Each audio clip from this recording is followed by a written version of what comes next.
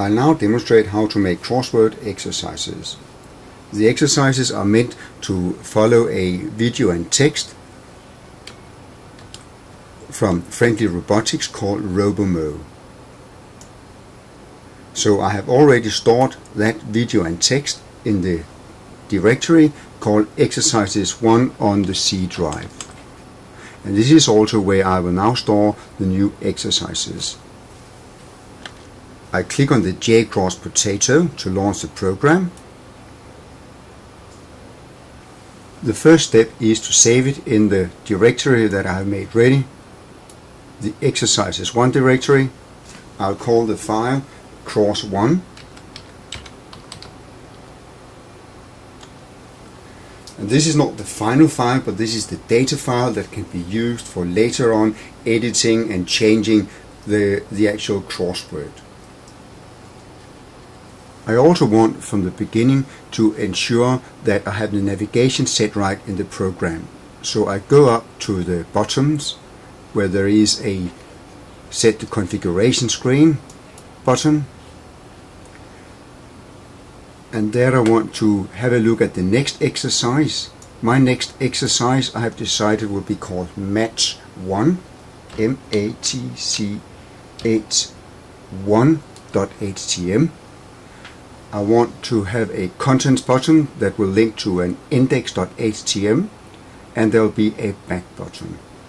I will now click Save and OK. Usually the most difficult thing when creating crossword exercises is to create the actual grid, but in Hot Potatoes that can be done automatically.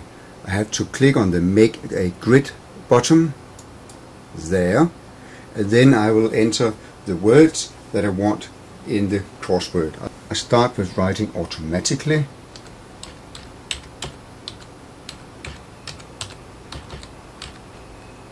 And I have already made the other words ready there. So now I have a list of words, and all I have to do now is to click on Make the Grid. And there it is. And of course there will be no crossword without some clues, so the student knows what to type in. So I add the clues.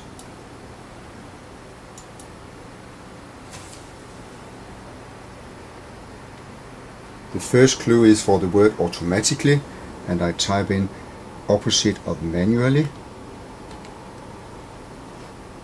Okay. The next clue is for the word safe. I here type in not dangerous and click OK. I just need to continue this process for all the words. I have completed all the words across. I do the same with the words down, completely, fully.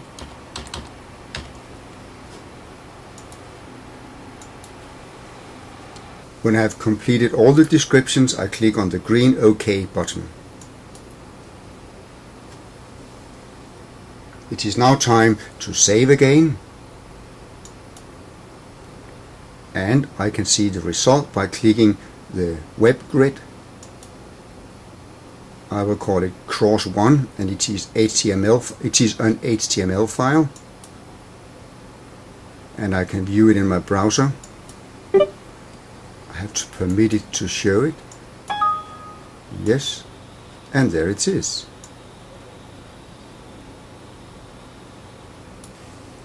I just try one of them. I click on free. A patch of grass, a lawn. Enter. 6. Not dangerous. I can get a hint. Safe. Yep. I click enter. I now have 3 files saved in the Exercises 1 file area. The Cross1, which is the one I've just made. The Cross1, which is a data file that has all the information about the crossword, where I can go in and edit words. The index_en, which is a text and video file that will link to the Crosswords file. But I would also like to have an overall index file that can be used for navigation. A simple index page could be used for navigation. This one is made with front page. I need to save it first of all in the directory, and it will have to be this computer, local disk, exercises 1, and this is where it belongs. Index. I want to link to the pools website. In the first link I type in freew languages.dk, right?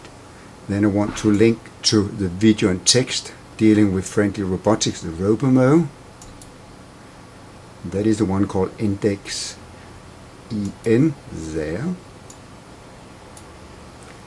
And the exercise A, the crossword exercise, that is the one called Cross1. So now I have a navigation document or navigation HTML page that can be used. The resulting page, which is very simple, links to the pools website, goes to the friendly robotic video and text. Let's try that.